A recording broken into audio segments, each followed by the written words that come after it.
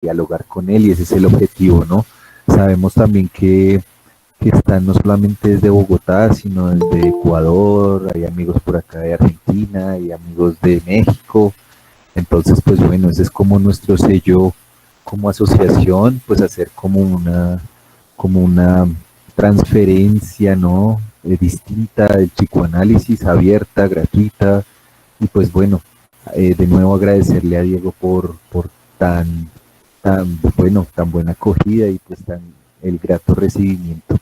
Él es Diego Troncoso Hidalgo, psicólogo clínico especializado en adicciones y tiene dos postítulos en la Universidad de Chile y en la Universidad Católica de Chile sobre clínica psicoanalítica.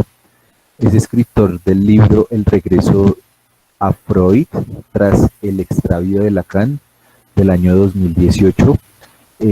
También tiene por ahí unos papers en línea que se los recomendamos pues mucho. Y pues nada, pues le doy la grata bienvenida a este espacio, Diego, mucho gusto y es un honor tenerte por acá con nosotros y pues nada, te dejo la voz a ti. Muchísimas gracias. Muchas gracias, Sebastián. Agradecer en primer lugar a todos ustedes por la asistencia, la participación. Agradezco nuevamente a Sebastián Calderón, quien me invitó a exponer aquí en Piedra Guinea, Colombia. Y lo más importante creo que durante todo lo que exponga, si hablo rápido o demasiado rápido, no sé, no duden en decirme, ¿sí? Para que puedas decir algo más pausado. ¿Se me entiende? ¿Se me escucha bien? ¿Algún problema quizá en el audio o en la fluidez? Si alguien me quiere decir.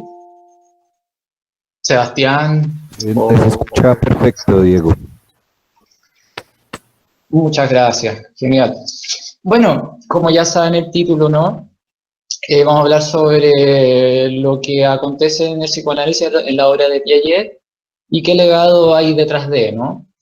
Entonces, está de más repetir nuevamente que parte de lo que expondré ha sido elaborado en mi libro, El regreso a Freud tras el extravío de Lacan.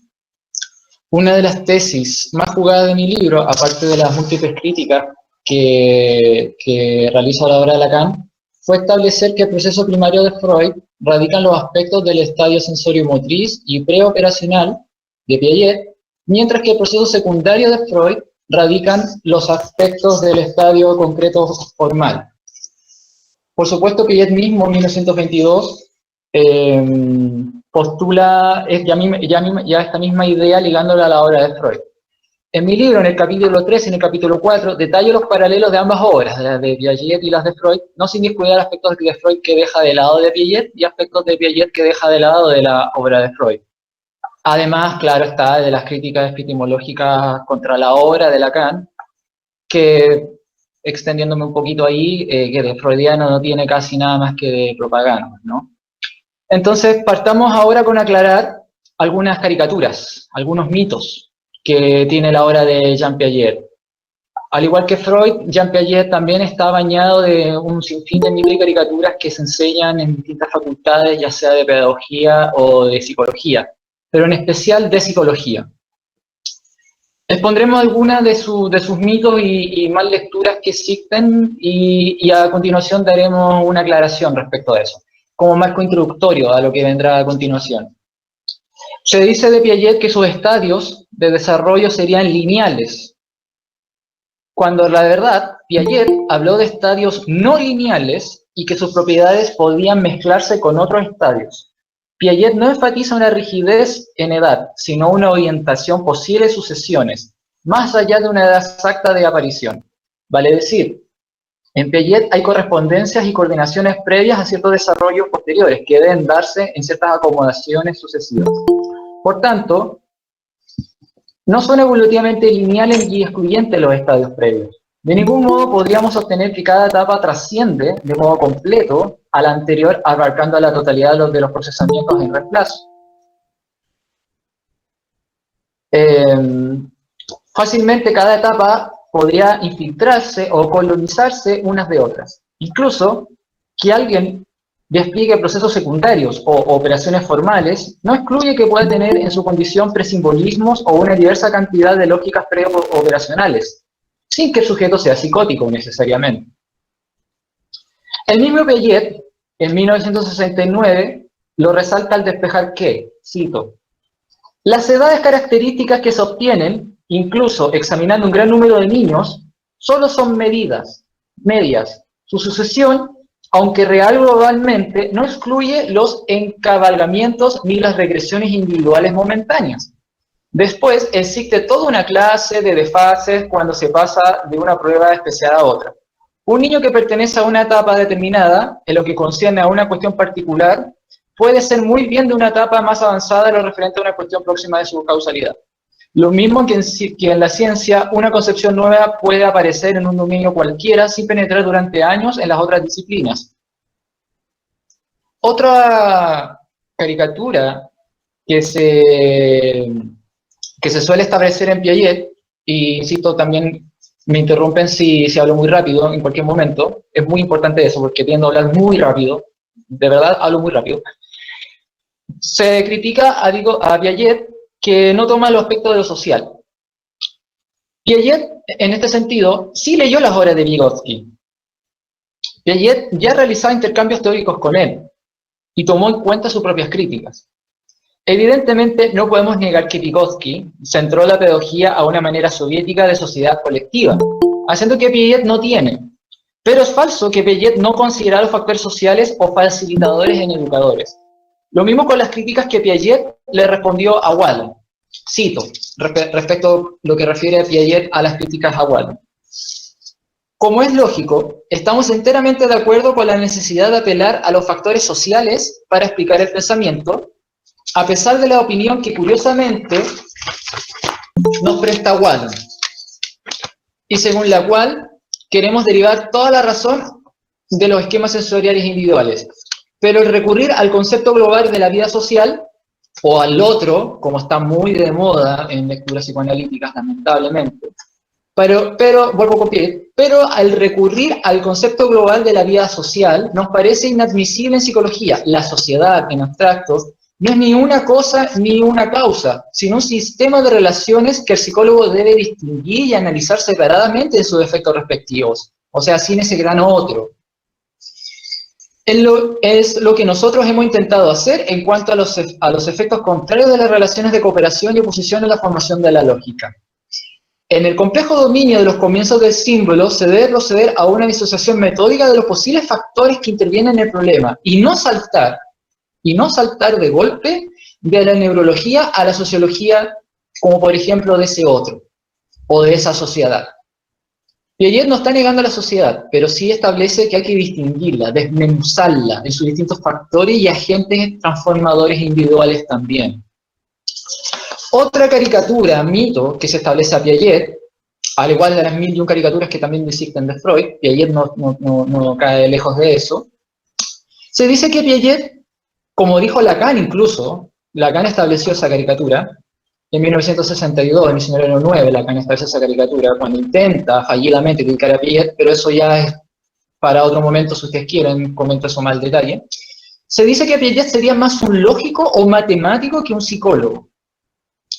En ese sentido podemos ver que, si bien Piaget considera y explica la lógica matemática en las maneras que fueron desarrolladas por la escuela o grupo de Bolvarsky, Piaget insiste en considerar el plano sensorio-motriz para adquirir y definir los modos de aprendizaje. Es decir, los estadios de inteligencia y de aprendizaje recaen tanto en asimilaciones y acomodaciones que provienen de la manipulación y transformación de esos objetos concretos, cuya experiencia permitirá luego crear procesos lógicos formales abstractos. Además, Piaget no se centró solo en la lógica y epistemología de las matemáticas.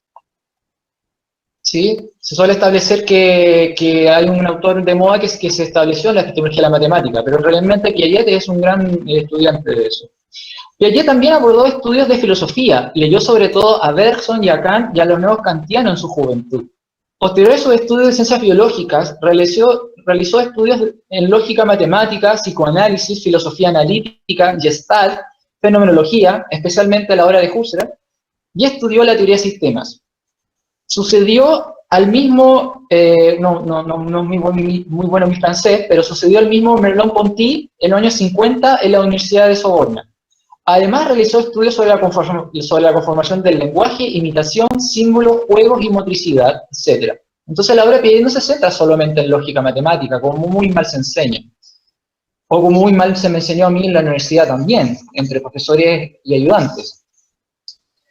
Piaget también se realiza una caricatura en que plantearía un desarrollo espontáneo de los estadios de la inteligencia, reduciendo así la influencia del ambiente. Cuando en realidad Piaget mismo enfatiza que todo conocimiento es producto de una acción que transforma su medio. En otras palabras, Piaget define que el conocimiento no se produce por una mera percepción. La percepción para Piaget ya es una acción dialéctica con el mundo circundante.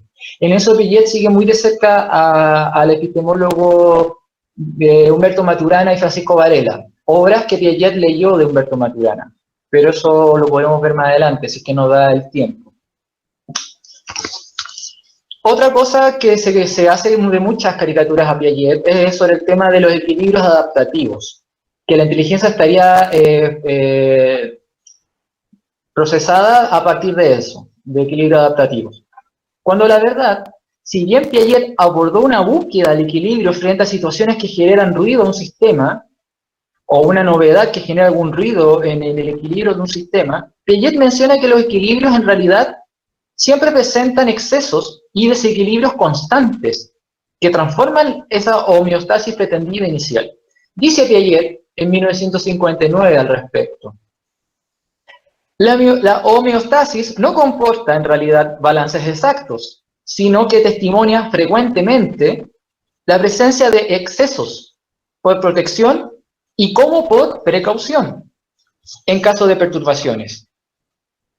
La imagen que sugiere aquello no es la de una balanza precisa en equilibrio, sino de una protección contra el error. Es por ello que las constancias perceptivas, que deberían ser por su naturaleza de conservación a través de las transformaciones, el asiento de rigurosos balances testimonian, al contrario, importantes sobrecompensaciones.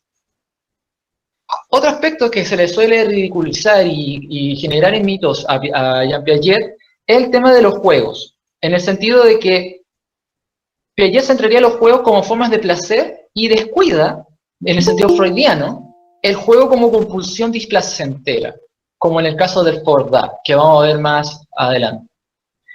Si bien Piaget, al igual que Winnicott, enfatizaron la alegría del juego, el jugar y su placer, en vez de reducirlo únicamente a las fantasías del Edipo, a la represión sexual, a la sublimación de malestares, Piaget trabajó la obra de Freud más allá del principio del placer.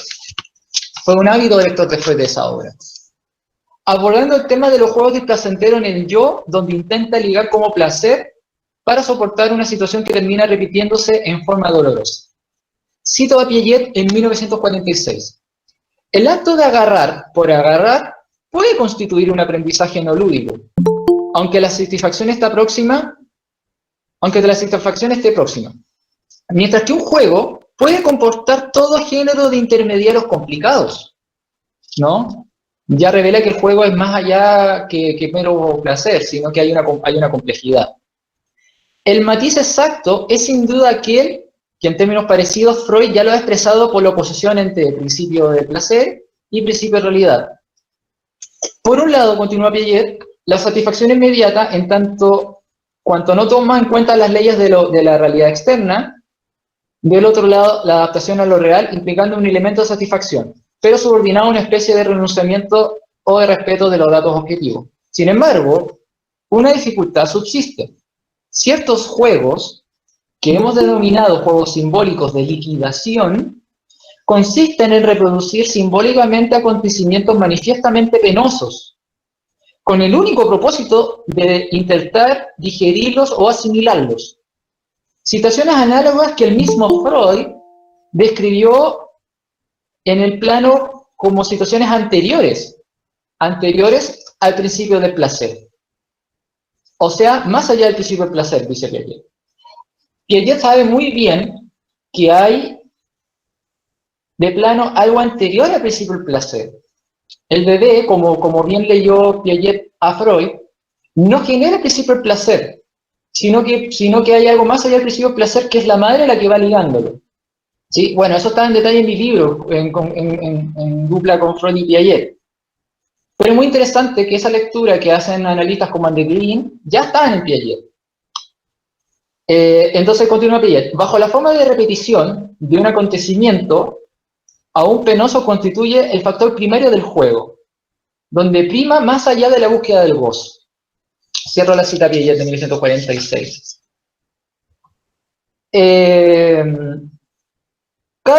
Voy a saltarme algunos, hay más mitos, pero creo que para ir más de lleno a lo que ustedes vienen, más allá de la introducción, cabe agregar que Piaget estuvo en la Sociedad Psicoanalítica de Suiza de 1920 a 1936, siendo que ya en pleno 1923 publicó una de sus tesis principales sobre el lenguaje y la formación de símbolos. Freud mismo le consultaba a Piaget sobre la psicología que se gestaba en Ginebra. Por otra parte, Piaget mismo fue analizado durante 8 meses y estudió psicología infantil con Sabina Spielrein, quien influyó en Freud, ella, sobre la destrucción como causa del devenir, lo que Freud después empezó a utilizar como la pulsión de muerte. En la autobiografía que Piaget escribió en 1952, Piaget dice que descubrió el psicoanálisis después de haber defendido su tesis de doctorado sobre los moluscos.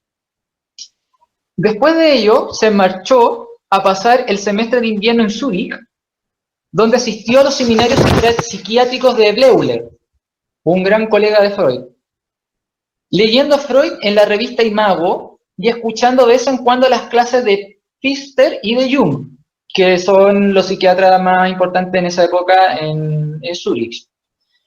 Después de su cumpleaños 23, Piaget, en el otoño, se trasladó a París. Se interesa por los test psicológicos, que muy bien sabemos que vienen desde la maestría con Binet. Y escribió sus primeros trabajos sobre el proceso del razonamiento infantil. Pero también profundiza sus estudios de psicopatología y psicoanálisis. Asiste a un curso en la Sorbona para aprender a entrevistar a pacientes mentales. Y presenta su candidatura a la Sociedad Suiza de Psicoanálisis, donde fue admitido en octubre de 1920, con solo 24 años. Piaget ahí refiere: hice un análisis didáctico con una discípula de Freud, todos los días a las 8 de la mañana durante 8 meses. ¿Quién era Sabina Spielrein? Ambos estimaban, Piaget y Sabina, sus propias contribuciones científicas. Por ejemplo,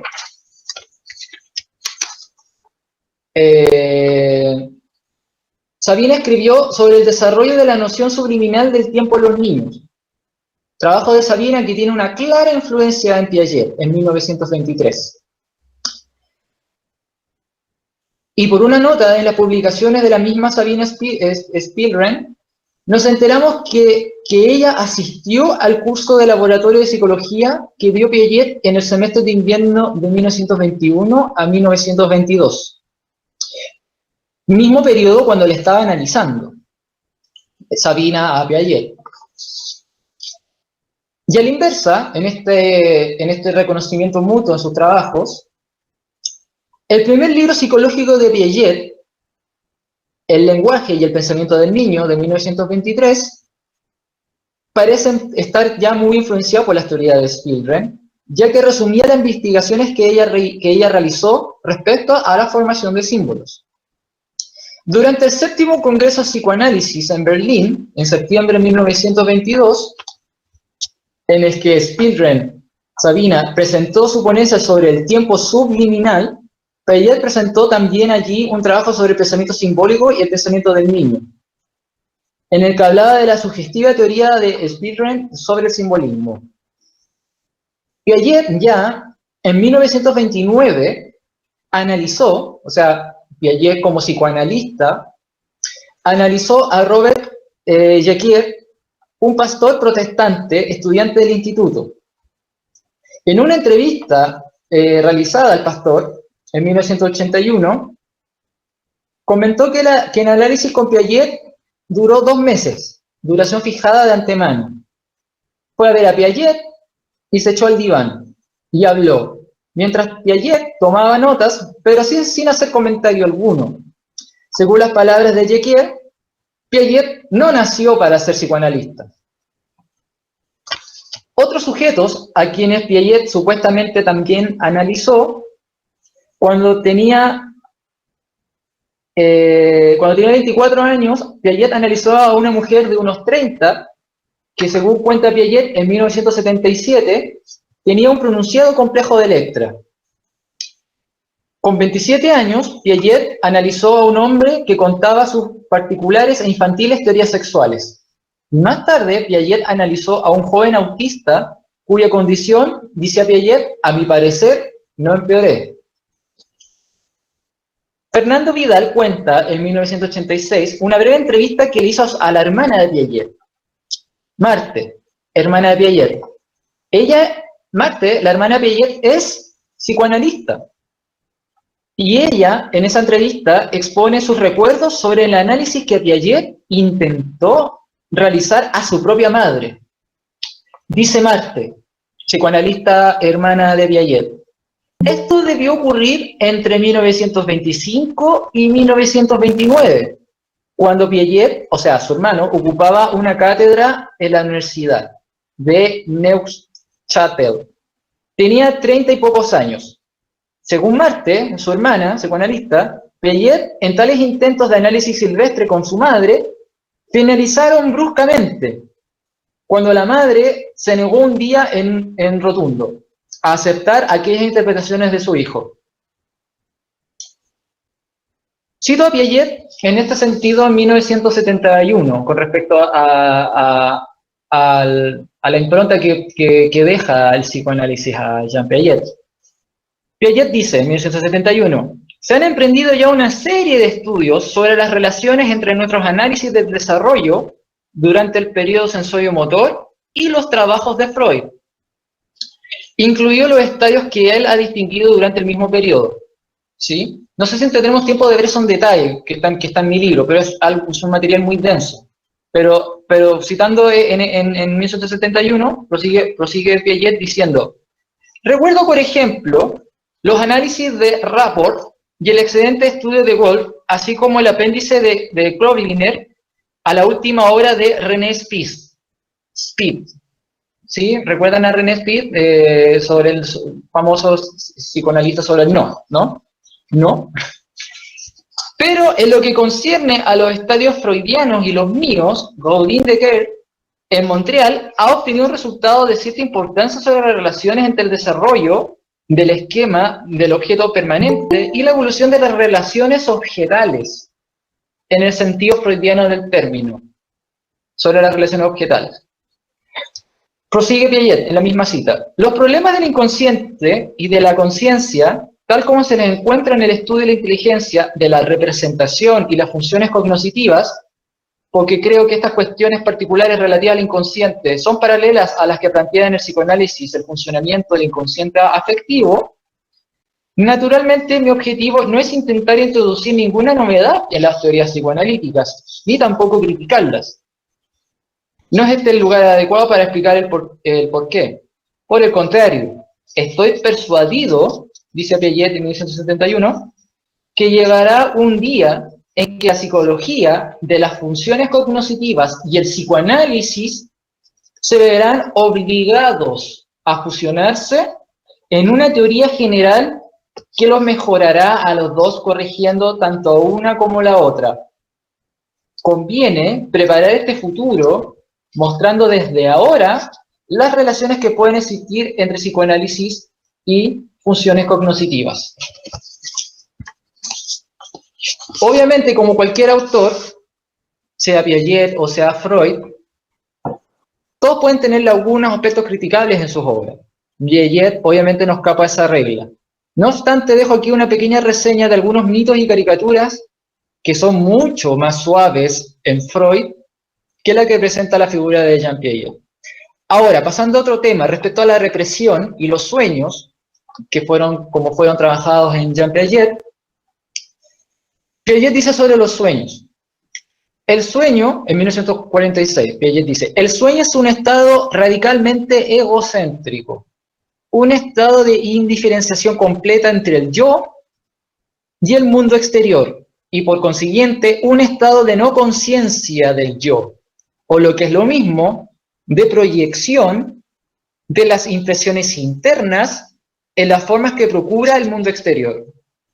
Supresión de la conciencia del yo por absorción imaginaria total del mundo exterior, es decir, por confusión. Piaget continúa, existen todos los intermedios entre estos dos extremos, puesto que el juego de imaginación o juego simbólico presenta toda la gama entre los símbolos análogos a los del sueño y los símbolos intencionalmente construidos y enteramente comprensibles para el sujeto. Se puede hasta decir que entre los 2 y los 4 años, cuando los símbolos situados a mitad de camino entre los extremos, es decir, entre la parte consciente y la parte inconsciente, son más frecuentes. Prosigue Piaget en el mismo artículo 1146. En el nivel del sueño, cuando el mismo yo ya no es consciente, no se concebiría que las tendencias reprimidas o las regulaciones mismas de la represión lo fuesen. Debe señalarse en cuanto a esto que las mismas satisfacciones simbólicas de tendencias reprimidas son a veces más transparentes en el juego que en el sueño. Excluye por esto mismo la conciencia del yo y la toma de conciencia de los mecanismos asimiladores. En este sentido, el principio freudiano, dice Piaget, continuó con la cita, es por lo tanto, perdón, esta cita de 1920, aquí estoy leyendo otro artículo de 1920 de Piaget sobre los sueños. En este sentido, el principio freudiano es, por lo tanto, siempre y cuando se establezcan en forma expandida, el sueño es un sistema coherente de asociaciones de ideas, de modo que cada término se asocie con el estado de vigilancia con términos nuevos, que en última instancia conduce al descubrimiento de conflictos psíquicos cada vez más profundos. Este principio es en cualquier caso fructífero. Continúo con la cita de Piaget en 1946. Se pueden citar los sueños bien conocidos de castración, que son tan frecuentes en los adolescentes. Continúo con el artículo de nuevo de 1920 sobre los sueños. Piaget dice, vemos con este curioso ejemplo cómo un interrogatorio banal en un sueño de un sujeto que tenía curiosidad por comprender su sueño, inmediatamente sacó a la luz el famoso complejo de Edipo. Parece por lo tanto que Freud tenía razón al considerar a este último como constante en la vida inconsciente. Ahora, pasando a hablar de la represión en la obra de Piaget, algunas citas al respecto. Sobre la represión, Piaget en 1976 dice, el hecho de que un observable que ha sido olvidado tienda a imponerse y a penetrar, más pronto o más tarde en la conciencia, es uno de los pocos mecanismos en los que he podido encontrar un paralelismo con la teoría freudiana. Lo he descrito con algo más de detalle a la Sociedad Americana de Psicoanalistas. Se trata del paralelismo entre el rechazo freudiano y lo que yo llamo el rechazo cognoscitivo. Este desprecio no es un olvido, no es que no haya comprendido esta posibilidad, sino simplemente la rechaza. No quiere aceptar la situación. Hay pues aquí una situación conflictiva en la que el sujeto se aparta, por no decir rechaza un dato de lo real, aún sabiendo que éste existe. Yo no digo que este dato de lo real sea inconsciente como en el caso del rechazo afectivo en el que el super yo se opone a la acción. No, es bastante más simple aquí. El sujeto ve muy bien el problema, pero no quiere admitir el factor, aunque el factor existe. El hecho de no querer admitir la realidad, de buscar por todos los medios rechazarla, para terminar después por aceptarla, está lejos de ser algo especial solamente en los niños. Cierro la cita de Piaget de 1976. En 1971, respecto a la represión, Piaget dice: Binet tenía profundas razones para enunciar hace tiempo esta verdad que parece una broma. El pensamiento es una actividad inconsciente del espíritu. Piaget dice: con lo que quería decir Binet, aunque el yo es consciente del contenido de su pensamiento, no sabe nada de las razones estructurales y funcionales que le constriñen a pensar de tal o cual manera. Dicho de otro modo, del mecanismo íntimo que dirige su pensamiento. Entonces, engloba muy bien la frase de Binet, ¿no? El pensamiento es una actividad inconsciente del espíritu. Cierro la cita de Piaget de 1971. Vuelvo al texto de 1946 de Jean Piaget, sobre la represión en este caso. Dice Piaget: una tendencia reprimida es una tendencia que el sujeto no quiere aceptar y a la que rehúsa así toda acomodación a lo real. Es, por consecuencia, una tendencia arrojada de la conciencia, y es inútil invocar una censura que la mantendría ignorada, puesto que la represión, al rehusarle la posibilidad de acomodación, la considera inepta para ser consciente. Pero en este caso, el hecho de que una tendencia reprimida se satisface simbólicamente, se explica exactamente de la misma manera que el hecho de la traducción simbólica de un deseo cualquiera o aún de una impresión corporal. Cuando no están enlazados a la conciencia del yo, una tendencia reprimida, en efecto, por su situación misma, carece de acomodación y por consiguiente está disociada del yo consciente. Es decir, será necesariamente un sustituto simbólico. Es falsificar las cosas. Hablar, aún en este caso, de disfraz. Hay sustituto simbólico en la medida en que no puede haber realización directa del deseo, puesto que está reprimido.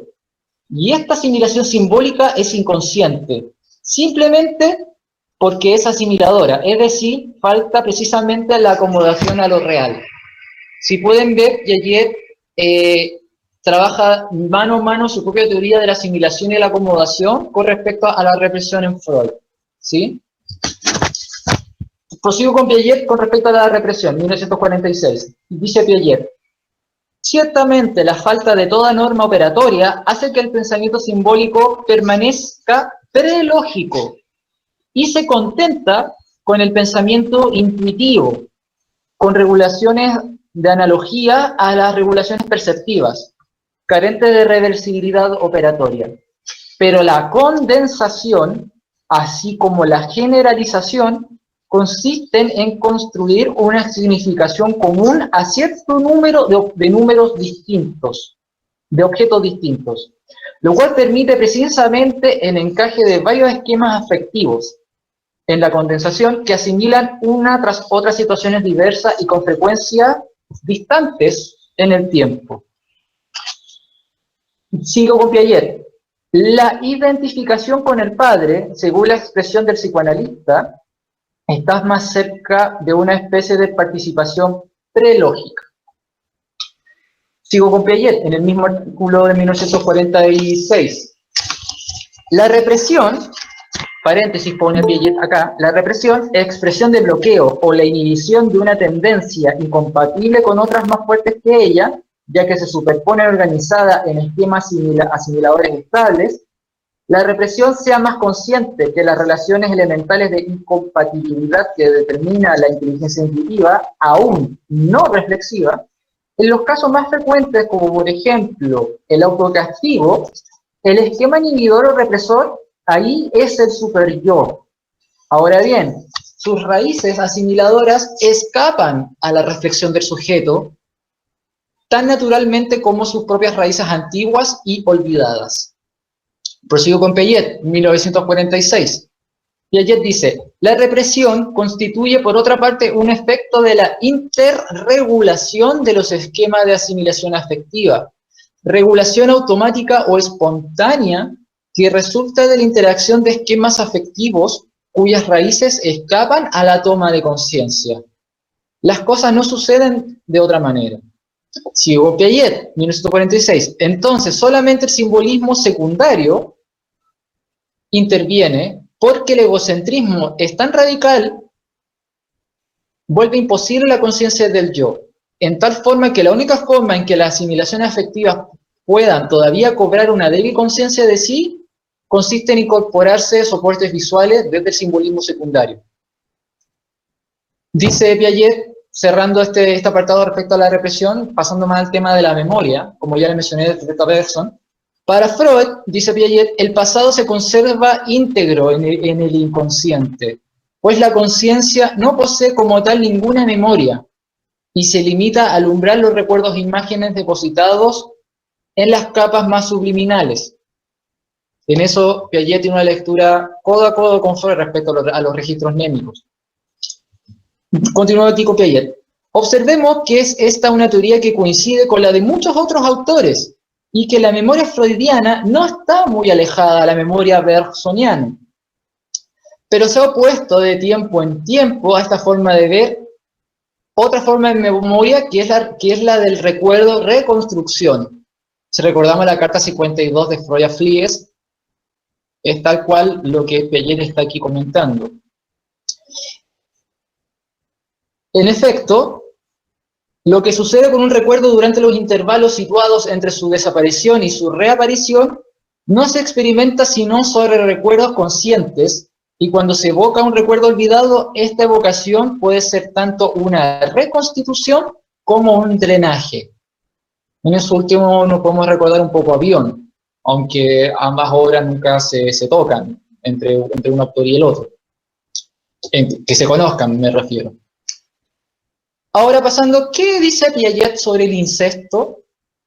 Piaget en 1950 sobre el incesto dice: la prohibición del incesto, citando o refiriéndose más bien al sociólogo Durkheim, la prohibición del incesto, Durkheim la retrotrae a la exogamia totémica. Dicha interpretación, que podemos aceptar a título de hipótesis, plantea de inmediato el problema de saber por qué. Entre los innumerables tabúes totémicos, el incesto es el único que se conservó a diferencia de tantos otros que fueron totalmente dejadas a un lado por las sociedades originadas en un clan más primitivo. Ello se debe, dice Piaget, evidentemente, a que los otros tabúes perdieron toda significación funcional, mientras que la prohibición del incesto mantiene un valor en nuestras sociedades a causa de factores actuales, por ejemplo, revelados por la psicología freudiana. Psicología freudiana, si todos hemos leído a Freud, sabemos que Freud siempre refiere al psicoanálisis como una parte de la psicología. Hay muchas citas al respecto, ¿no?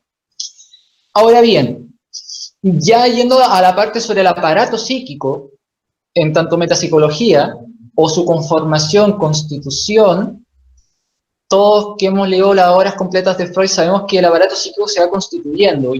Ellos son gradualmente sedimentados, preconsciente, inconsciente también van constituyéndose, ¿no? Es importante aclarar eso porque pueden algunos pensar que el aparato psíquico nace así completamente hecho. Entonces, para orientarnos en ese sentido, Freud dice en un primer momento, el yo y el ello coinciden, no siendo el primero, sino una parte especialmente diferenciada del segundo, refiriéndose al ello.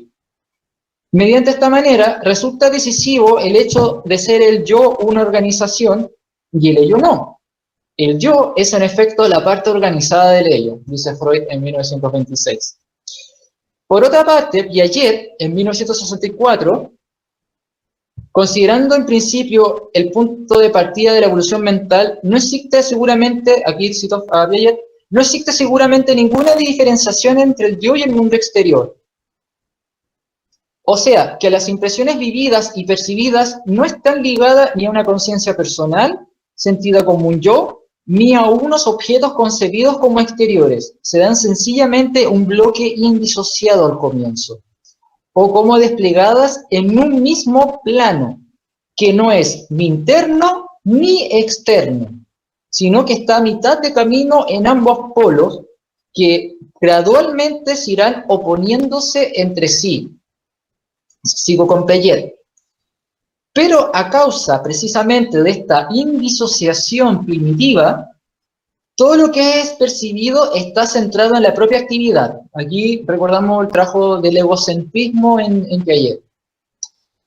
Todo lo que está percibido está centrado en su propia actividad. El yo se halla al principio en el centro de la realidad, precisamente porque no tiene conciencia de sí mismo.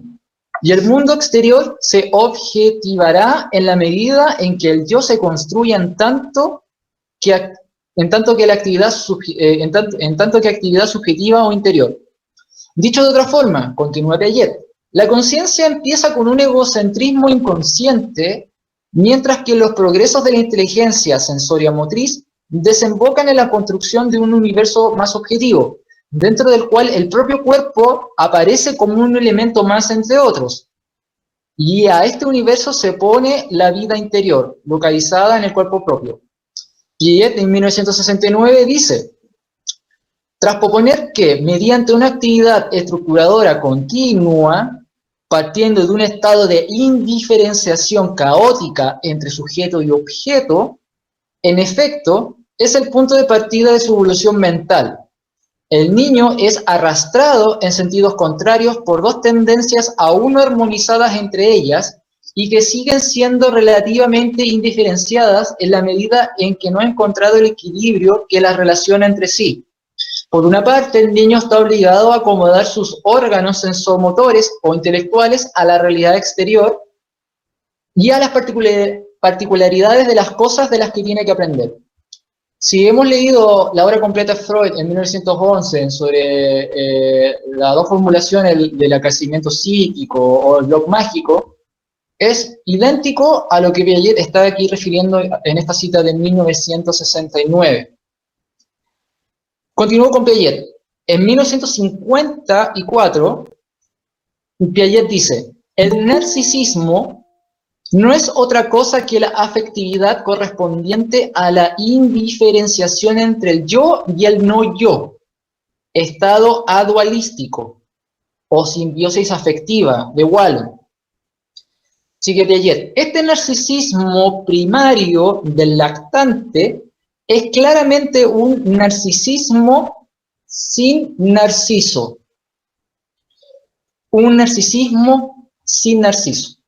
Es correlativo a una causalidad no espacializada. Por ejemplo, dice Piaget, el bebé a quien se le muestra el funcionamiento de un interruptor, el bebé mismo, al ver el funcionamiento de un interruptor on-off, el bebé abre y cierra los ojos alternativamente delante de este, puesto que no establece ninguna diferencia entre el paso de la luz a la oscuridad, resultante de una modificación del interruptor. Volvemos aquí a encontrar la simetría entre el narcisismo afectivo y el egocentrismo intelectual. Piaget en 1964 dice que esta relación, el lactante comienza a interesarse esencialmente por su cuerpo, por sus movimientos y los resultados de tales acciones. Los psicoanalistas han llamado narcisismo a este estado elemental de la afectividad. Pero hay que comprender muy bien que se trata de un narcisismo sin narciso, es decir, sin conciencia personal propiamente dicha.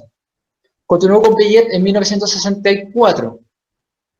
Los espacios ahí a desarrollar en el bebé se inicia con la construcción de una multiplicidad de espacios heterogéneos, bucal, táctil, visual, kinésico, etc. Cada uno de los cuales está centrado sobre el propio cuerpo o las perspectivas propias. Después, a consecuencia de una especie de revolución copernicana, en pequeño, el espacio acaba constituyendo un continente más general que abarcaría los objetos, ya incluyendo al propio cuerpo, y de esta manera descentralizarse. ¿Sí?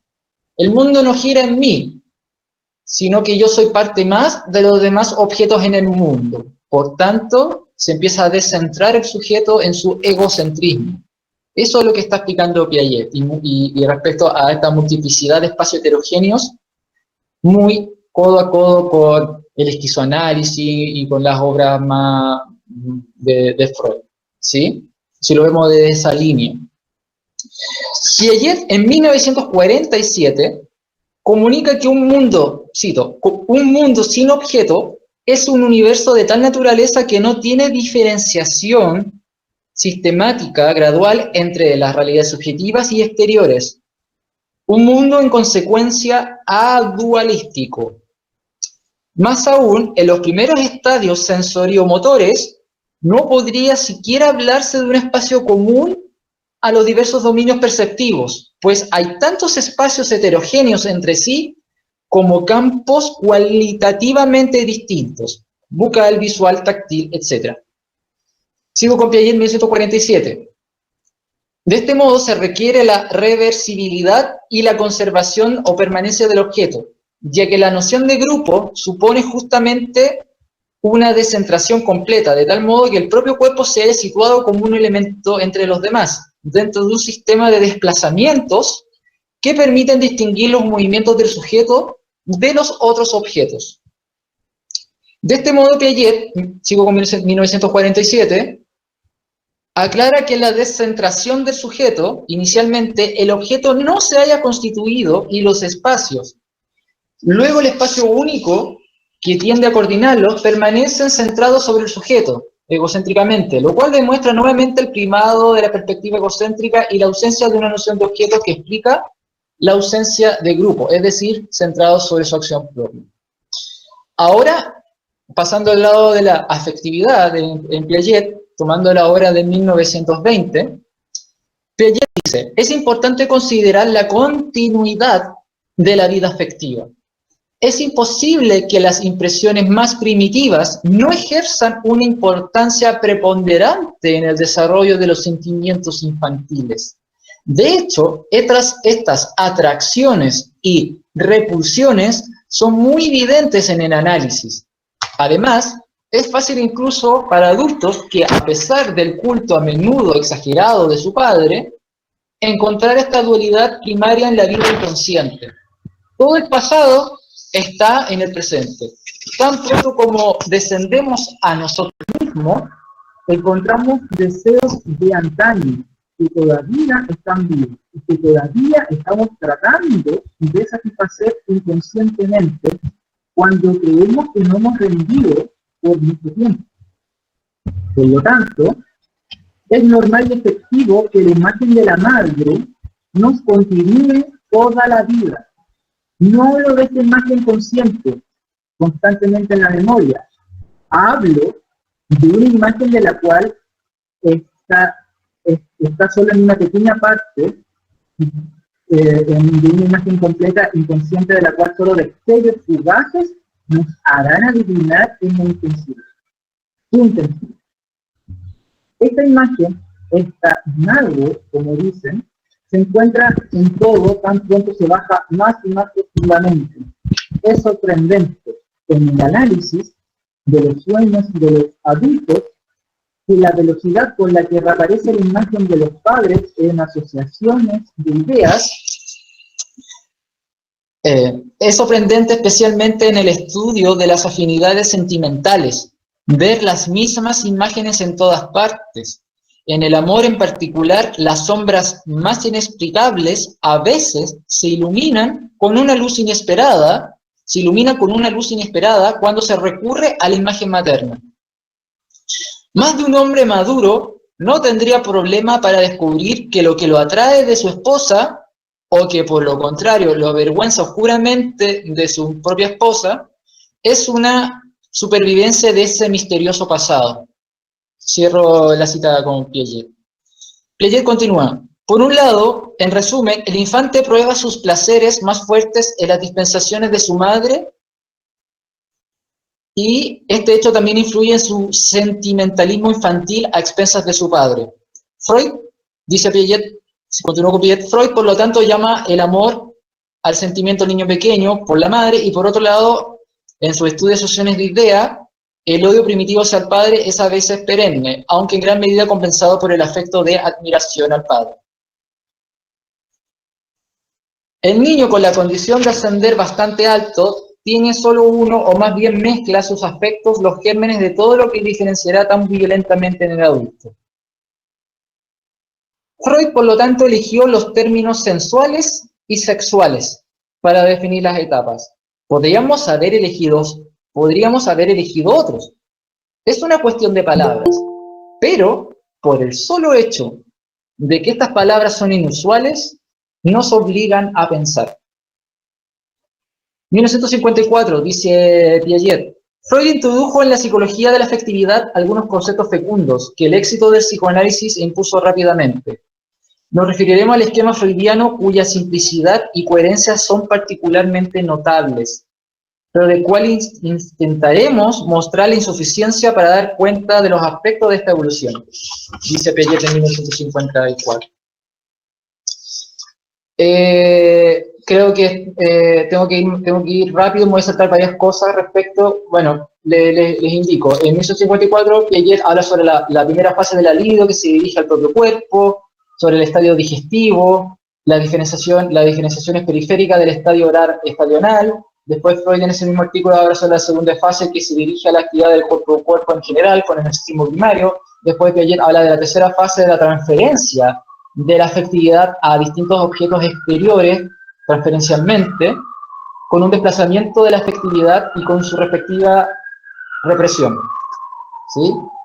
También Freud hace mención a la pulsión sexual y a la pulsión yoica respecto a la diferenciación en los estadios de desarrollo y las transferencias. Para ir más rápido, a ver, ¿qué otras cosas me puedo saltar? Una fijación del inconsciente, aquí dice Piaget en 1954, una fijación del inconsciente en el pasado. La afectividad es una energía que puede desplazarse de un punto a otro, de un objeto anterior a un objeto ulterior. Pero para explicitarlo de algún modo, puede decirse que la fijación en el pasado constituye los temas del inconsciente.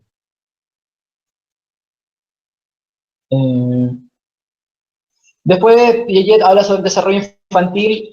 Piaget fue un gran lector de Adler, de Jung, de Ferenczi, y acá, por ejemplo, una cita que saqué. Desde entonces, de la teoría freudiana del super-yo, Ferenczi, en un artículo publicado en Imago, se había preguntado por qué los niños obedecen a sus padres. Notaba que los niños no obedecen a cualquier persona y veía en la obediencia una interiorización de las órdenes recibidas de los padres. Interiorización inexplicable por los vínculos afectivos privilegiados entre hijos y padres. Estos vínculos, según Ferenczi, resultaban de una mezcla entre afecto y temor. Pero ni el afecto ni el temor pueden dar cuenta de la obediencia, en la cual hay sin duda algo más que todo sentimiento. Por tanto, el super-yo.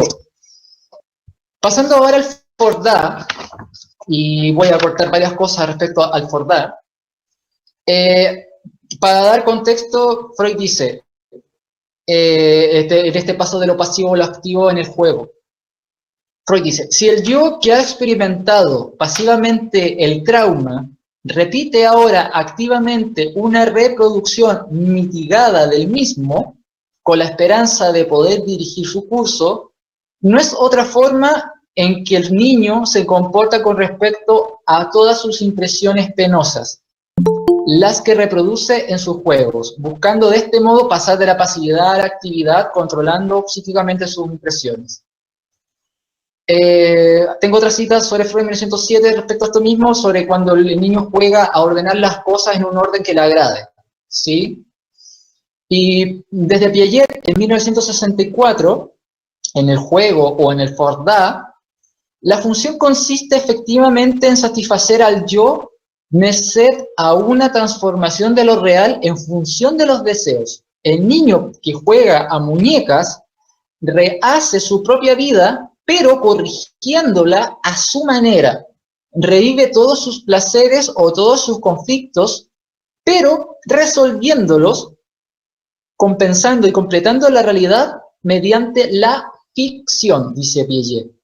En resumen, el juego simbólico no es un esfuerzo de sumisión del sujeto a lo real, sino por el contrario, una asimilación deformadora de lo real al yo, dice Piaget en 1964. Hay más ejemplos que da Piaget respecto a esto, pero me los voy a saltar por tiempo. El juego de Ford-Da estaría entre medio del estadio 4 y del estadio 5 de la etapa sensomotora de Piaget. Precisamente, cuando el juego de Ford-Da inicialmente se prioriza el lanzamiento, o sea, el for, y ocasionalmente se abre al da, recoger.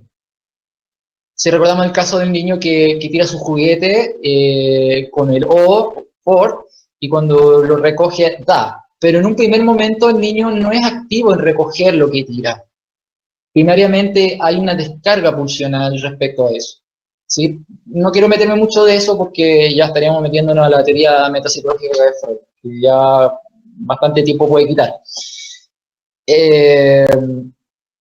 Justamente en el estadio 4 de lo sensorio motriz se manifiesta una búsqueda activa del objeto si éste desaparece, pero sin ubicarlo coordinadamente en el espacio exactamente por donde se desplazó, pero se mantiene algún cierto tipo de constancia objetal pese a que está ausente.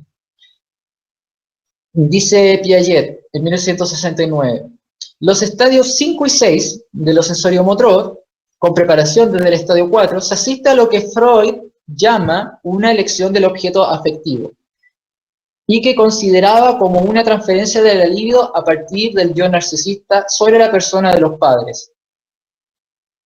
O sea, una transferencia narcisista a un objeto en función de los padres. O proyección, si ustedes lo quieren ver, en lo clásico de una fobia, o quizá una paranoia, siendo más extremados.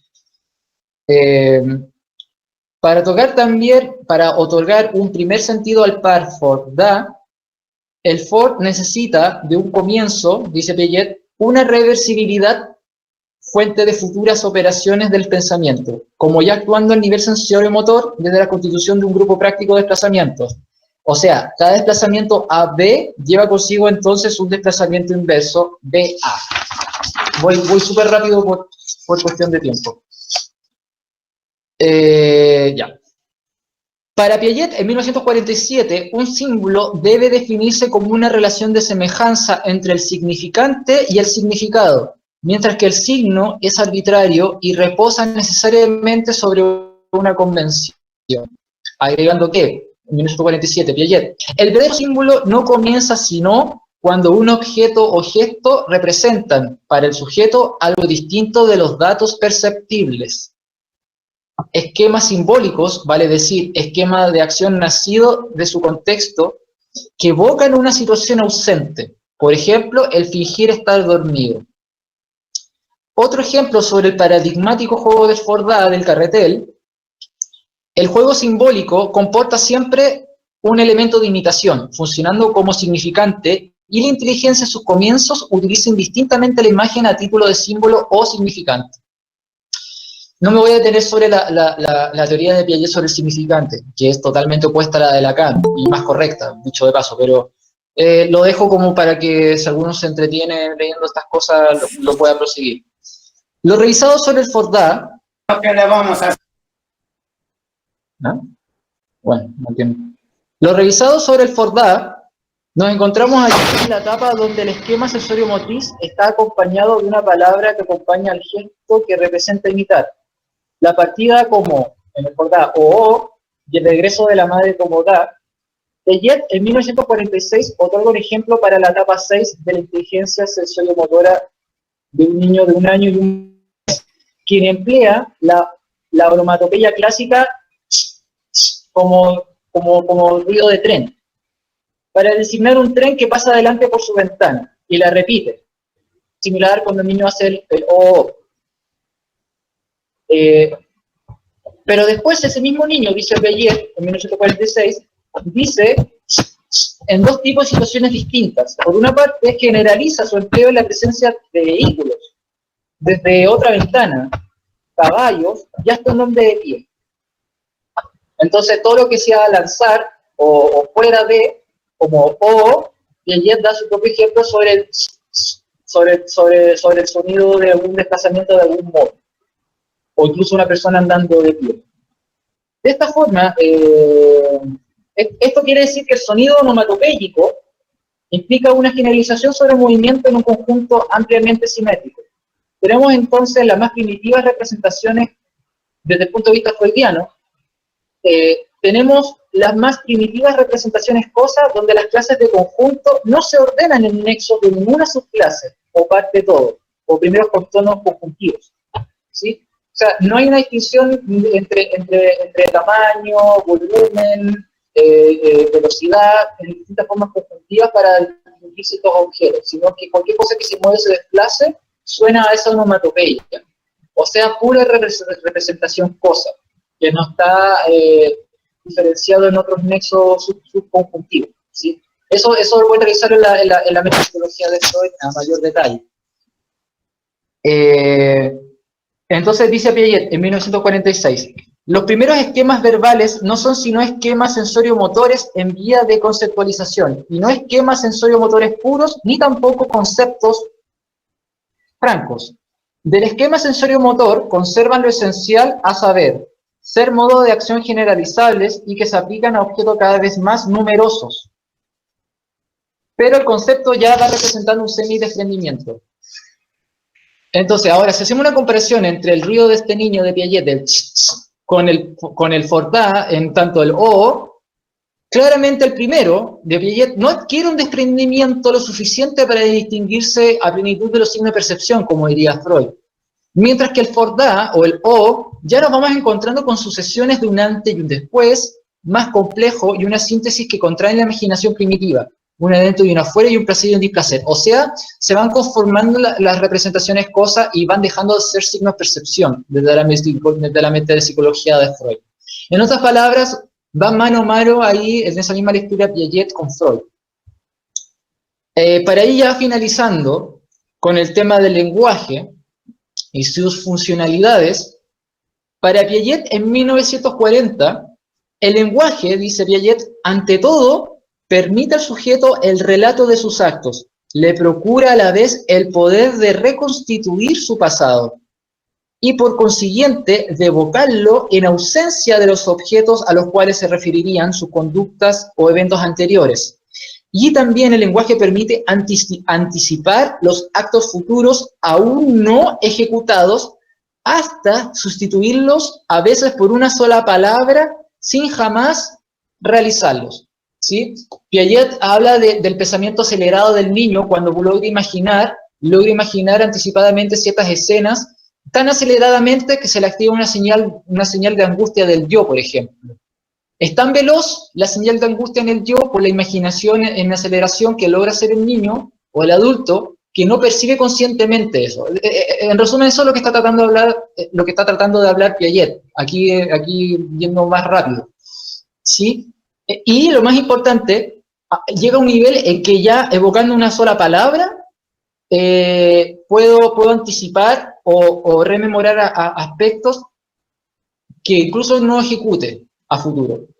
¿Y qué dice Freud en 1892, en diciembre, por otro lado? Freud dice, el ser humano encuentra en el lenguaje un sustituto de la acción. Con su auxilio el afecto puede ser abreaccionado casi de igual modo.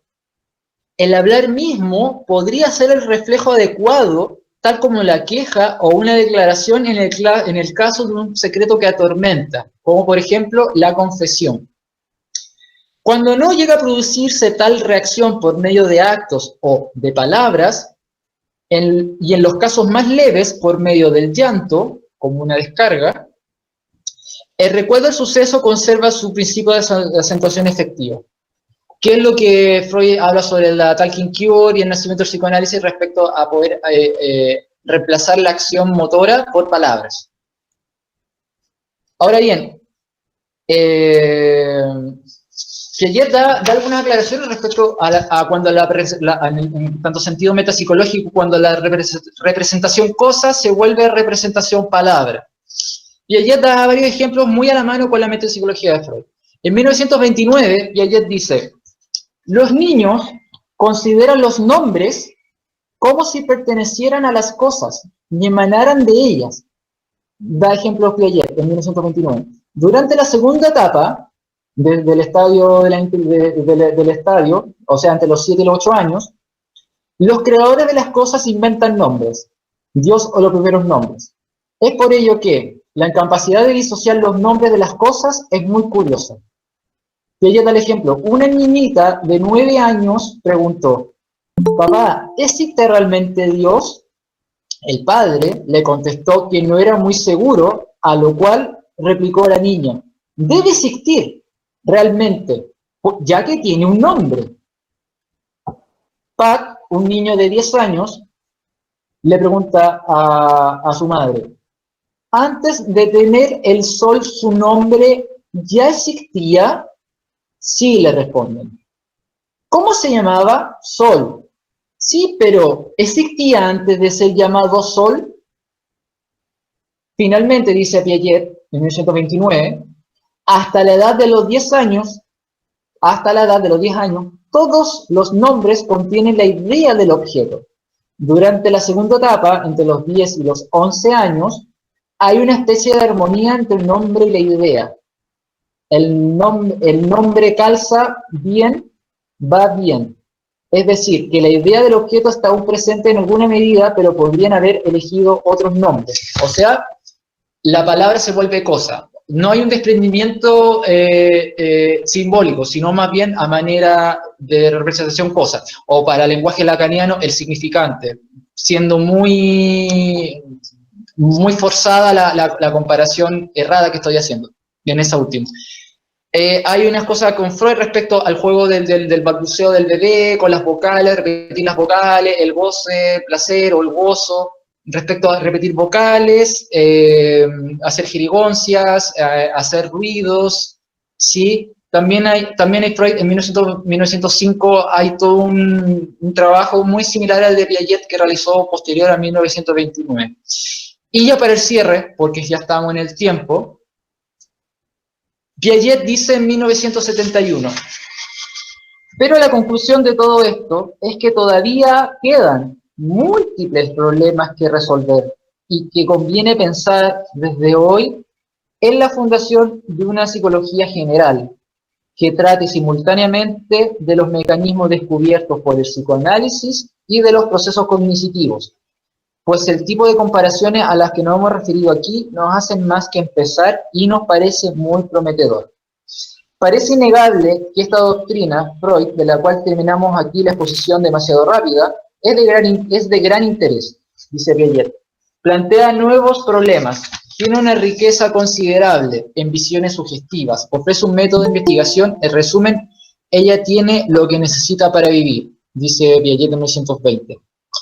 Podría hablar de otro ejemplo sobre diagnósticos, sobre lo psicomotriz, más en detalle, sobre Maturana y Varela, sobre la lógica de Aristóteles y Oriente, sobre Piaget, pero creo que ya estamos en el tiempo. Le agradezco a todos los que se hayan mantenido.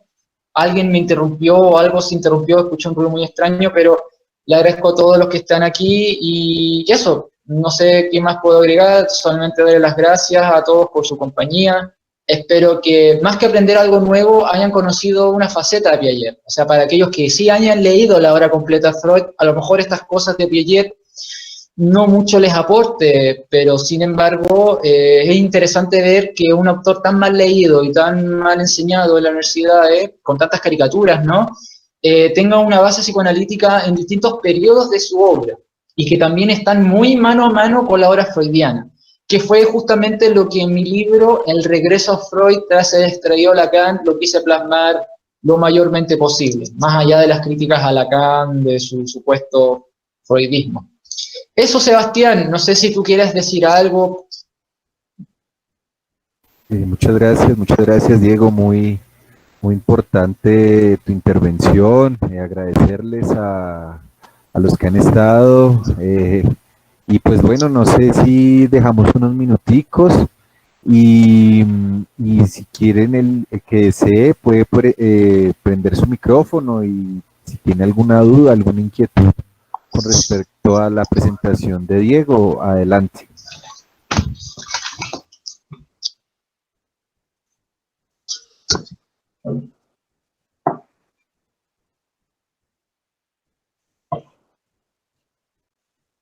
Si hubo algo que quizás no se escuchó bien, porque a lo mejor hablé rápido o se cortó la señal, quizás. Si es que tienen dudas o preguntas o comentarios, tampoco es obligación, ¿no? Solo les agradezco a cada uno de ustedes su presencia.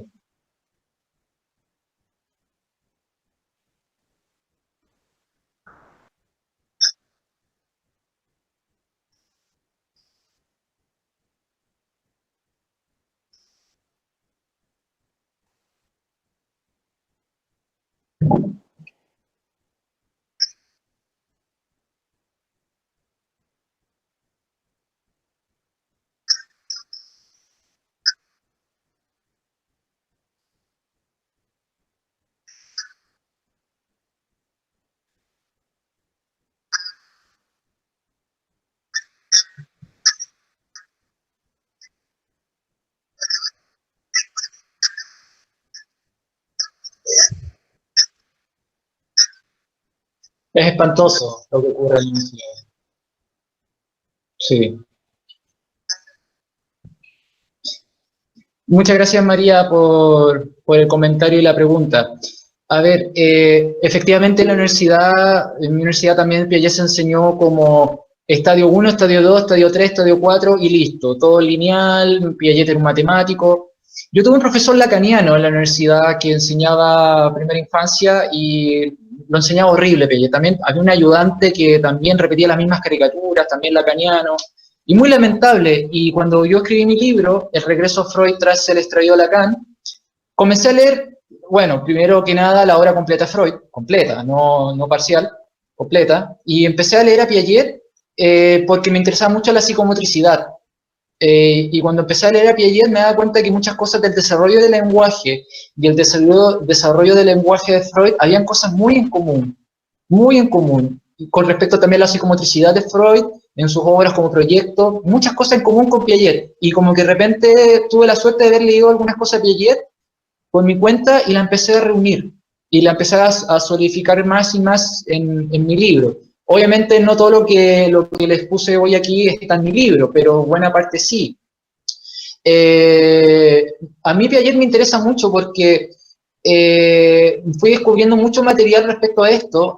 Bueno, Maslow, también un autor que he leído y me he maravillado, no porque me guste Maslow o me guste la psicología humanista probablemente tal, pero cuando empecé a leer a Abraham Maslow, este famoso psicólogo humanista, tiene una gran lectura freudiana.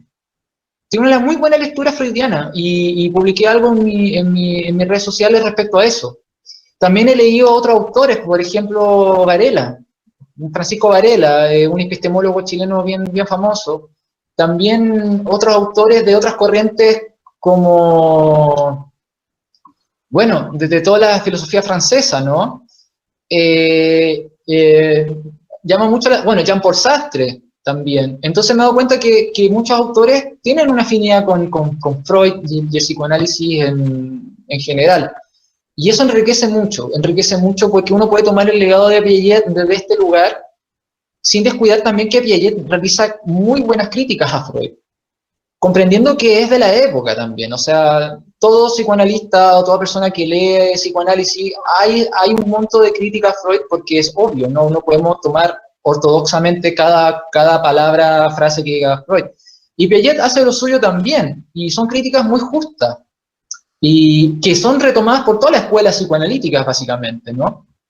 Y también están muy mano a mano con Didiancier, con el Diopiel, y todo se puede complementar, a eso quiero llegar, ¿sí? Para mí la obra de Piaget es absolutamente complementaria. Como lo dije al inicio, proceso primario y Freud equivalen, se asemejan muchísimo a lo que es en Piaget sensorio-motriz y operacional preformal. ¿Sí? No, ¿cómo era? Estoy. Preoperacional, sí. El proceso primario freudiano es sensorio motriz y preoperacional, mientras que en Freud el proceso secundario equivale a lo que Piaget desarrolló en operación concreta y operación formal. Incluso Freud en 1895 hace un trabajo sobre cognición y atención y desarrollo cognitivo de razonamiento muy profundo que Piaget sigue muy de cerca también. Que era algo de los que quería más o menos leerles, pero en verdad es muy denso, implica una lectura muy metódica de Freud. No tanto que Freud sea difícil, sino que son muchos conceptos que hay que como aprendérselos, ¿no? Y, por ejemplo, incluso cuando le hablaba de asimilación y acomodación, también son términos con una gran densidad. También otra caricatura que se le hace a Piaget, aprovechando esto último, uno cree que asimilación y acomodación vienen al mismo tiempo, son dos entelequias por separado. No, Piaget hace un desarrollo muy profundo de cómo se va paulatinamente, gradualmente constituyéndose la asimilación y la acomodación, tal cual Freud va constituyendo su aparato psíquico en los diversos registros. Eso sí puedo contestar la pregunta. Muchas gracias, María. Hola, buenas noches. Diego, ¿me escuchas? Sí, hola. Es un gusto ahí para todos en Latinoamérica. Mi nombre es Julián, aquí en Colombia. Bueno, Diego, agradecerte realmente sí, muchos elementos que de pronto, a propósito de los, si se quiere, como tú decías, caricaturas de Piaget, que pues bueno, yo en mi formación como docente en ciencias sociales, pues sí, estas lecturas, si se quiere, yo diría que también en parte con cierta intencionalidad política o con intencionalidad de reproducir ciertos elementos o formas de ver inclusive el escenario educativo, diría yo. Exacto. Porque pues veía yo mucha, sí, para mí un poco ahí, pero también veo mucha potencia pues a propósito de este abordaje desde el psicoanálisis, sobre todo en términos del escenario pedagógico, educativo, ¿no? Digamos que me interesa mucho. Y no sé qué puentes se puedan hacer allí, ¿no? Entre la situación analítica y educativa. Claro. En este sentido, claro, digamos que no hay un diván como tal, pero los escenarios de análisis a todo nivel que se dan en un salón, que son múltiples, que son en grupales, me parece que son interesantes de tener en cuenta allí. Diego, no sé qué puedas aportar ahí, pero me gustaría problematizar en tanto, digamos que me parece interesante qué tipo de conocimiento o cómo el conocimiento, ¿no? Más que qué conocimiento, como el conocimiento en la escuela, cómo ese encuentro con el conocimiento, sobre todo si tenemos en cuenta estos elementos, si se quiere ilustrados o esta tendencia de ilustración moderna que un poco se quiere generar en la escuela y la posibilidad de encuentro con el conocimiento un poco si tenemos en cuenta como acción, ¿no? Y como una acción descentrada del preestablecido, si se quiere, ¿no? Y como un acontecer, si se quiere, y de reflexión política, sobre todo si estamos en la enseñanza, en mi caso, de las ciencias sociales, ¿no? Entonces, no sé qué elementos se puedan problematizar allí, Diego, a propósito de esta situación, de cómo el psicoanálisis enriquece un poco la lectura en términos de lo cognitivo, de pronto ahí me llamó un poco la atención y sería bueno en este momento algunos elementos de Maturana a propósito, que me pareció llamativo que lo nombraste. Muchas gracias, Diego. Gracias a ti, Julián. A ver, algunas cosas que podría mencionar es que cuando estamos enfrente en las universidades, incluso en doctorados, porque conozco a muchos doctores en psicoanálisis, sobre todo de las modas que abundan por todos lados, que ni siquiera se han leído la obra completa de Freud. Ni siquiera se han leído la obra completa de Freud, lo repito, es grave. En ese sentido, lo que se hace en las universidades por un tema de negocio o de tiempo es fragmentar al autor, diseccionar al autor, transcribir al autor en pequeños esquemas manipulables fáciles. ¿Cómo se enseña Freud en la universidad normalmente y en pedagogía? Estadio oral, estadio anal, etapa fálica, etapa genital. Así, y listo. O sea, no hay mayor profundidad en su metapsicología sobre la representación cosa y todo su aparato psíquico y las huellas némicas y la pulsión. No hay nada de eso. Se enseña a Freud como tres entelequias: la entelequia homúnculo yo, la entelequia homúnculo ello y la entelequia homúnculo super yo. Y así se repite recicladamente aquello, y toda la riqueza de Freud, que es muy mal enseñada, sobre todo con las caricaturas aberrantes que hay aquí, de moda francesadas. Piaget también, ¿no? Y en psicología, es la experiencia que yo tuve en psicología, que fue horrenda. Y con respecto a lo que vas mencionando, que hay un campo más que sale de mis capacidades, que es el aspecto más de la educación propiamente tal, creo que dentro de la escuela ya hay suficiente como consideración, tanto por Piaget, como Vygotsky, como Ausubel, o como Brunner, ¿sí? Por mencionar algunos autores, en que los aspectos emocionales son parte importante y cotidiana de respecto a la educación de los niños, ¿no? O la interdisciplina o multitrabajo entre trabajador social o asistente social, con psiquiatra, psicólogo, psicopedagogo, pedagogo. Pero ¿cuál es lo bonito de esto? Piaget está en todas una de ellas. Bueno, en psiquiatría quizás no, aunque estudió con Bleuler y Jung, que eran los eminentes psiquiatras en Zurich. Pero claramente Piaget aportó mucho sobre los temas de los test de inteligencia, que pueden ser muy criticables dentro de algunas posiciones políticas, y bienvenida sea esa. Yo tengo crítica respecto a los test de inteligencia, ¿no? Esta cosa de medir las capacidades desde tan temprana edad es problemática, pero entiendo también que en ciertos daños orgánicos no podemos hacer vista gorda de eso, ¿no? Pero sí, considero que la enseñanza en sí de grandes autores ha sido bastante paupérrima, ¿no? Y la universidad tiene un tiempo muy segregado para abarcar cosas en la profundidad que merece, que fue el gusto que me dejó la universidad a mí. Incluso los postítulos que yo hice, lacanianos todos, porque no hay mucho donde elegir en Chile, me dejó esa sensación de que tenía que aportar algo, ya sea leer a Maslow, más allá que yo sea partidario de Maslow, insisto, o sea, más allá que yo sea partidario de Varela. A mí me gusta más el psicoanálisis, no la sistémica, no lo humanista, pero sin duda hay un aporte enriquecedor, ¿sí? Y ver los puentes en comunes que hay, que nacen desde las raíces de Freud, que fue lo que más o menos quise transmitir en el libro, y ver cómo los aportes de Lacan a Freud son más que diferentes, nulos en comparación, sobre todo con autores tan bellos como Winnicott o Bion, que Bion, no sé por qué no se lee tanto Bion. Lo reducen como un kleiniano y se acabó la historia. Ahí ya estaría hablando de cosas más psicoanalíticas más que de psicopedagogía. Pero creo que la unión multidisciplinaria aporta eso. No pienso en un profesor pedagogo que sea capaz de tener todas las herramientas en sí, sino tener la capacidad de derivar, de delegar y tener la humildad en decir, no sé, veamos qué otro profesional tiene de opinión. Pero también en todo un tema educativo, tomando lo que estás diciendo respecto a que, bueno, pero ¿cómo nos educamos para trabajar en multifunciones, en multidisciplina?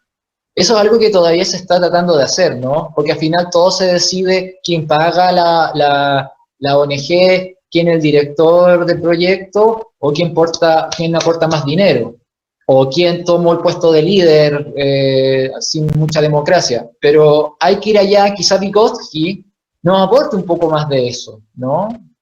Quizá Vygotsky aporte un poco más de esa línea, pero también no podemos idealizar mucho a Vygotsky, porque en algunas situaciones, por ejemplo en Chile, no es tan sencillo aplicar una pedagogía de Vygotsky con tanta horizontalidad, sin tener previo algunas cosas más basales, ¿no?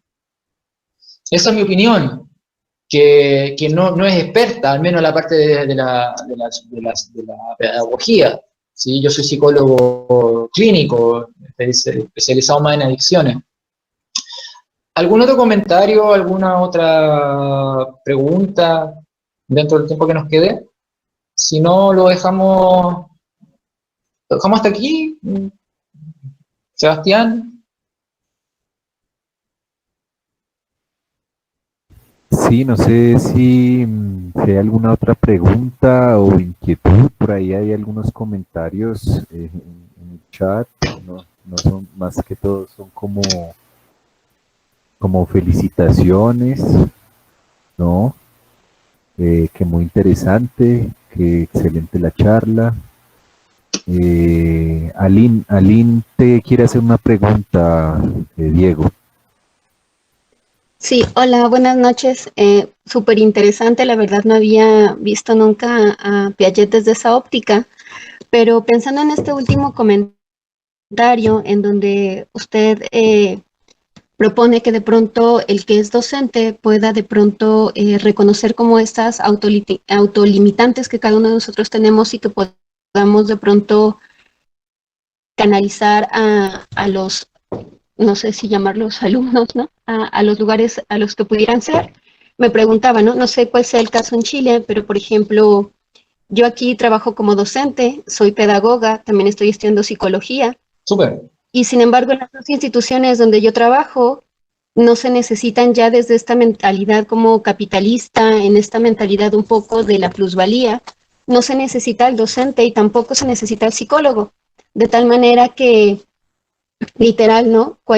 Ellos consideran que cualquier persona con un título universitario puede dar cátedra a cualquier nivel, ¿no? Tengo compañeros en el Tecnológico de Monterrey donde doy clases que no son docentes, no tienen como esta formación y que de pronto la misma institución piensa que si te dan como un curso, ¿no? Te voy a enseñar 2 técnicas didácticas y listo, ya estás preparado para poder dar sesiones, ¿no? Trabajo también en un colegio en educación secundaria y lo mismo sucede desde la empresa, ¿no? No necesitas ser pedagogo, no necesitas ser normalista, no necesitas ser psicólogo, solamente necesitas aprender a leer y escribir y poder leer lo que te dice Santillana en una plataforma digital, lo reproduces con los alumnos y listo, ¿no? Y lo mismo está sucediendo, me parece, incluso para las cuestiones emocionales, ¿no? En el Tecnológico de Monterrey con esta cuestión de mindfulness, de atención plena de estas universidades de bienestar. Lo mismo sucede en Santillana con estos otros programas que tienen que ver con cómo evaluar al alumno para que se sienta bien, ¿no? Entonces, en ese sentido, ¿cómo podríamos de pronto, no sé si decirlo desde las academias, no sé si decirlo desde el pensamiento filosófico, no encuentro como la palabra para definirlo, pero cómo podríamos proponer una posibilidad de educación, así como usted la pudiera vislumbrar a raíz de este comentario que le hacía Julián, si tomamos en consideración justamente una sociedad donde lo menos importante, me parece, somos los docentes, los pedagogos, los normalistas, en tanto que, repito, cualquiera puede hacer nuestra actividad, ¿no? Cualquiera que apuesta en ello sepa leer y escribir y pueda reproducir instrucciones un poco de tipo conductual, ¿no? Tú vas a aprender a hacer eso y se lo vas a repetir al alumno y el alumno lo va a repetir y entonces todos aprendemos, ¿no? Entonces, ¿cómo podríamos de pronto proponer, impulsar una educación que fuera orientada hacia lo que usted mencionaba? Gracias.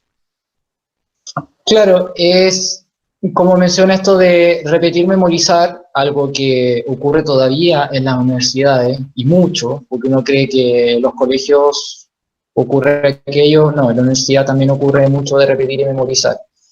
Piaget es polémico en ese sentido en cuanto a su desarrollo de un proyecto educativo, porque Piaget pone al sujeto como que su propia acción transforme su medio.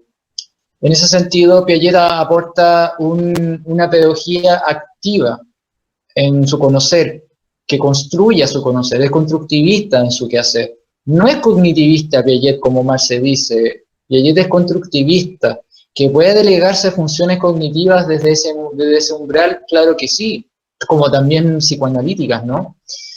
Creo que depende mucho también de cómo se van especializándose las funciones laborales, como cité ahí en un momento a Durkheim respecto al incesto. Durkheim, sin mal no estoy, habla respecto a la especialización de las funciones en donde ya no se necesita una mano de obra que sepa de todo un poco, sino que sepa solamente de una sola cosa mecánicamente.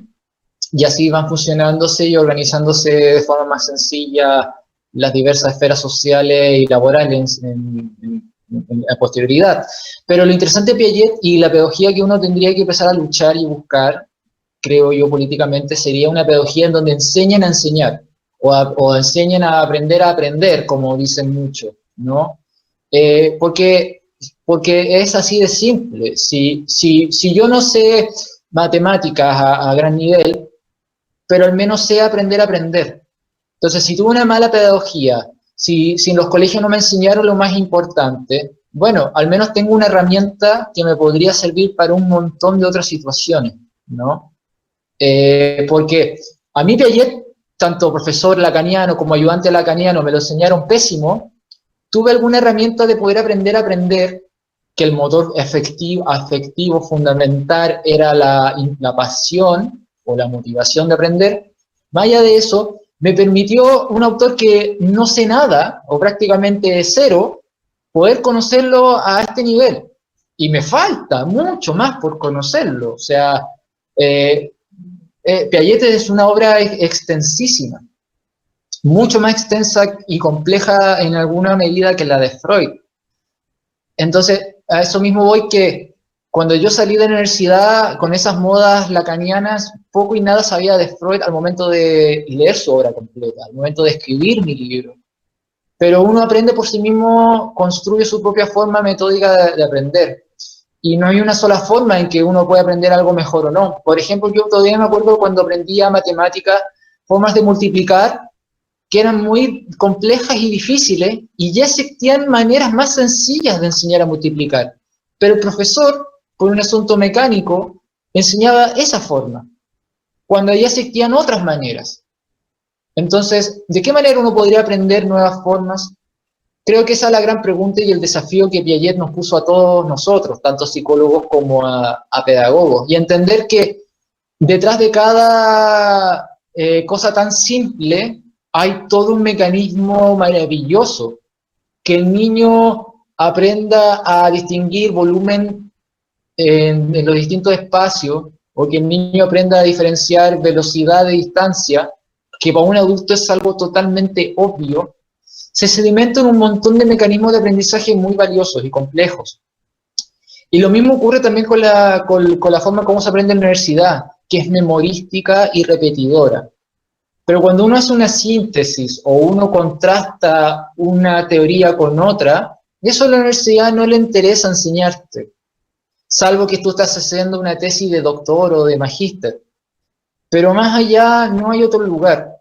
Yo no sabría cómo hacerlo exactamente, porque yo no soy profesor, yo no soy pedagogo, pero sí puedo aportar el camino desde una cierta salud mental educacional para poder brindar eso. Pero como les mencioné, lo haría si estuviese trabajando en esas áreas, ¿no? Yo vengo desde otro lugar, yo vengo desde la clínica de las adicciones y clínica privada también, porque en Chile hay que buscar cómo ganar el pan. Chile es un país muy difícil para ser psicólogo, hay que decirlo.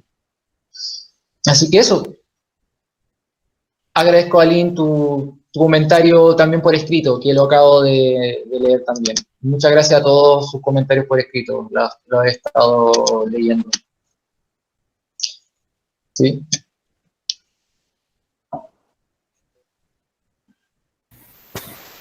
Bueno, Diego, yo creo que dar por finalizado el espacio, agradeciéndote mucho las claridades a las preguntas y pues bueno, queda este espacio abierto, Diego, para una próxima ocasión que sin duda esperamos que sea así. Perfecto. Gracias a todos ustedes por la atención. Espero quizás verlo en otro momento sobre un tema parecido a este o en otro, o hablar de mi libro, El regreso a Freud tras el extraído de Lacan. Recomendadísimo, ¿no? Hago una lectura de Freud en su obra completa, contrastándola con Lacan, y que Freud no tiene nada que envidiar por sí misma a Lacan, muy por el contrario, ¿no? Y fundamentándola con las convergencias con Piaget, Bion y Winnicott, entre otros autores importantísimos. Leyendo autores lacanianos también, distintas escuelas, ¿no? Muy importante, tanto la traducción de Miller como la traducción de Ponte de los seminarios de Lacan. Todo eso está ahí en el libro, o sea, si lo quieren revisar está en Amazon. ¿sí? Eso al menos Disculpa, nunca está de más. discúlpame, ¿Sí? Diego, ¿cómo estás? Nada, no, pues a propósito, qué pena, me gustaría como aprovechar y hacerte una pregunta. Y es que me llama la atención también un poco los acercamientos al psicoanálisis también, cómo se enseña o cómo se aprende este escenario, ¿no? La Un poco moda, recuerdo, la moda es Lacan, nada más. Ujú. O sea, si quieres algo, tienes que escabullirte, ir contra la corriente y luchar duro todos los días en contra de las modas. Eso es mi opinión. Sí, nada, recordaba yo un poco en Lacan que hace el comentario de que si me entendieron, si no estoy mal, es sobre la pregunta histérica en este apartado, que hace un comentario a propósito que me parece interesante sobre la enseñanza. Dice, si me entendieron, si me comprendieron, no estuvo entonces muy bueno el espacio de clase, porque no se entiende, ¿no? No es tanto de comprender el fenómeno del inconsciente, sino que pasa por uno, ¿no? Lo que sucede, ¿no? Un poco a propósito de este fenómeno y de las potencias un poco pedagógicas en Lacan, ¿no? Que yo un poco encuentro, ¿no? Quería hacerte ese comentario un poco a propósito, Diego. Muchas gracias, Julián. No te alcancé a escuchar muy bien, escuchaba algo de fondo, no sé si los demás escucharon. No la entendí, no te voy a mentir, no entendí la pregunta y no sé si tenemos el tiempo para responder más cosas, ¿no? Si quieres me puedes contactar por alguna de redes sociales y yo encantados seguimos conversando, ¿sí? Yo también tengo que irme ahora, tengo que prepararme para mi trabajo de mañana y les dejé el nombre del libro en el chat si alguno está interesado. Y eso, muchas gracias a todos ustedes por... Muchas gracias, Diego. Un gran abrazo. Chao, muchas gracias a todos. Chao, muy amables todos, muchas gracias, chao, chao.